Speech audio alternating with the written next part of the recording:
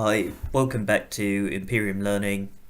This is actually the third video in what was intended to be a two-video series regarding the Johansen cointegration test, how to conduct it and how to interpret the results.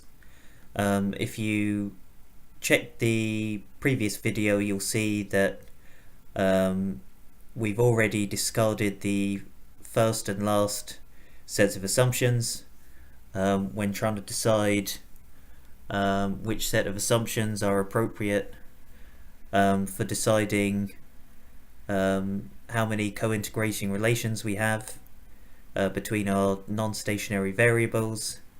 And so just picking up from that last video, as you can see, we have the options of the second assumption, the third assumption, and the fourth assumption. Now the question was, how do we determine which of these three sets of assumptions we should pick from? Well, it turns out we can apply something called the Pantschler principle, which basically means that we would be choosing the first set of assumptions at which the null hypothesis of the max test fails to be rejected. Now, let's just go back to the max test if we can find it. The number of it says that the null hypothesis is that the number of co-integration vectors is R, and that the alternative hypothesis is that the number of co-integration vectors equals R plus 1. So if we look at, let's just summarize these again. We're choosing the max test and we've got these three sets of assumptions here in the middle. Our null hypothesis is basically that there's one co-integrating relation and the alternative would be two co-integrating relations. And so if we just look at if we think about the format of this test for a second, we're going to be looking for we're going to look for the first set of assumptions where the p-value is going to be above 0.05. Because if you think about it, the null hypothesis is that there is one co-integration vector. The alternative is that there are two. In order for us to fail to reject the null hypothesis, we need to have a p-value that's above 0.05. So if we just think about this as a practical example, obviously I'm using my own, it's 1 versus 2. If I go back to my PowerPoint very quickly, this is essentially what it is, and we're looking for a p-value. Well, we're going to be looking for the first set of assumptions where there's only one co-integration vector, and that's this one here. So in other words, when we're doing this, when we're applying the Pantschler principle, if we have conflicting results, such as I have here, then we're going to pick the lowest number of co-integrating relations. And so as you can see here, if we go through, if we go through the assumptions, that concludes that there's two, this concludes that there's two, but this one actually says one. That we're using the third set of assumptions, we find that there is one co-integrating relation between my 5 variables. So as a result, I'm going to be selecting.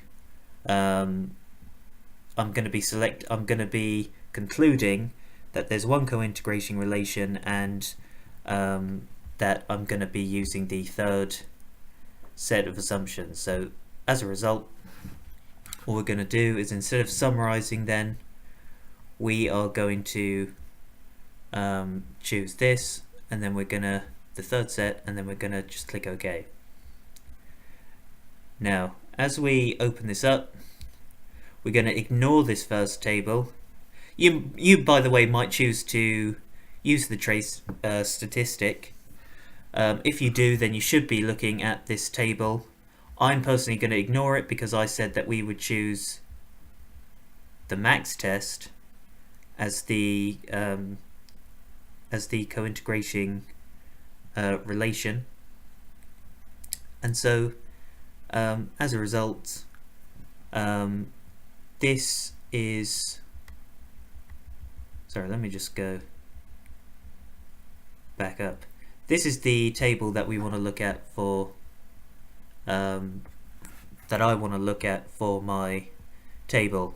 As you can see, it rejects it there, but as you can see in the second, where there's at most 1, the p-value is now 0.1227. Now I don't know, by the way, why it's got an asterisk there and a p-value of below 0.05. I don't know why that is. Perhaps because there are so many structural breaks in my data that its complication mashes a bit. But if you remember from looking at the summary table in in not just this video but the previous video, it states that there's at most 1 cointegration vector. So this is the first row where the p-value is above 0.05, and so as a result we conclude that there is at most 1 cointegration relation. So hopefully this has given you a bit of additional advice that you wouldn't necessarily find in a textbook or online. I think I'm going to wrap up the video now.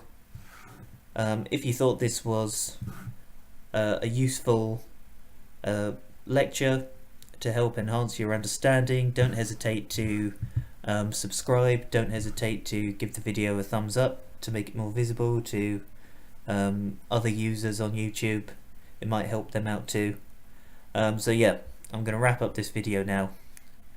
And yeah, okay, bye now.